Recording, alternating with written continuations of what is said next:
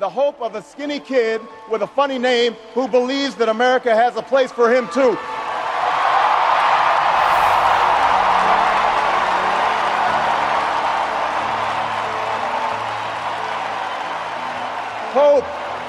Hope in the face of difficulty, hope in the face of uncertainty, the audacity of hope.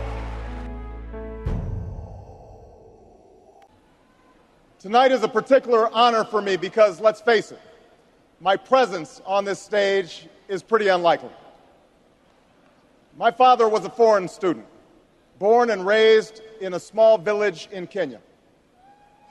He grew up herding goats, went to school in a tin roof shack. His father, my grandfather, was a cook, a domestic servant to the British. But my grandfather had larger dreams for his son.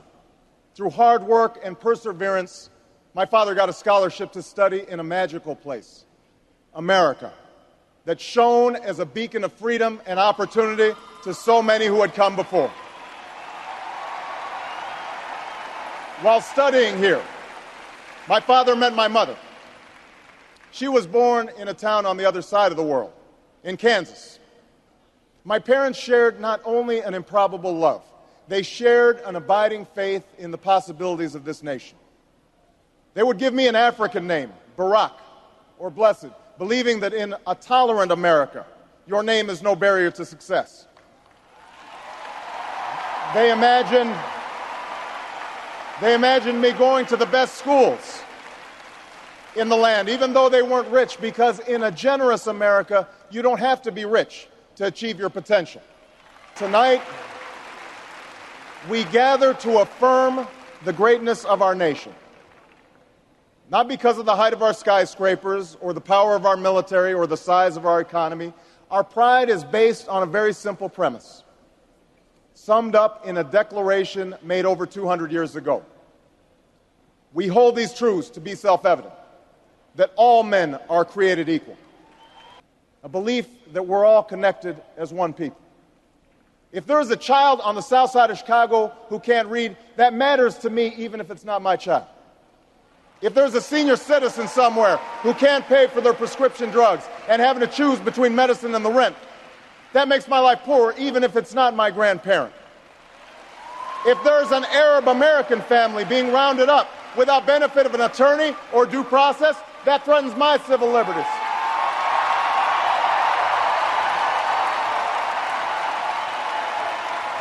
It is that fundamental belief. It is that fundamental belief, I am my brother's keeper, I am my sister's keeper, that makes this country work. It's what allows us to pursue our individual dreams and yet still come together as one American family. Now, even as we speak, there are those who are preparing to divide us. The spin masters, the negative ad peddlers, who embrace the politics of anything goes. Well, I say to them tonight, there is not a liberal America and a conservative America. There is the United States of America. There is not a black America and a white America and Latino America and Asian America. There's the United States of America. Do we participate in a politics of cynicism, or do we participate in a politics of hope? It's the hope of slaves sitting around a fire singing freedom songs, the hope of immigrants setting out for distant shores, the hope of a young naval lieutenant bravely patrolling the Mekong Delta, the hope of a mill worker's son who dares to defy the odds, the hope of a skinny kid with a funny name who believes that America has a place for him too.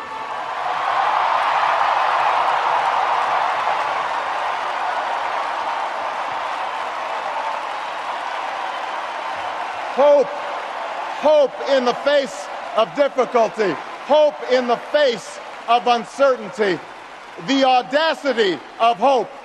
In the end, that is God's greatest gift to us, the bedrock of this nation, a belief in things not seen, a belief that there are better days ahead. I believe that we can give our middle class relief.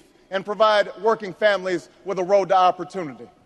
I believe we can provide jobs to the jobless, homes to the homeless, and reclaim young people in cities across America from violence and despair.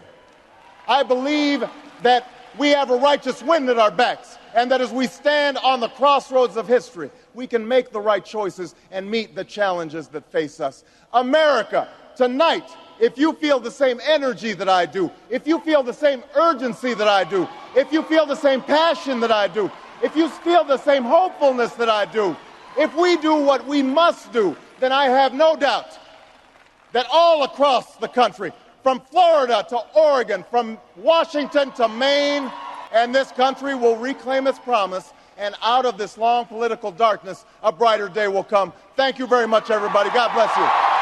Thank you.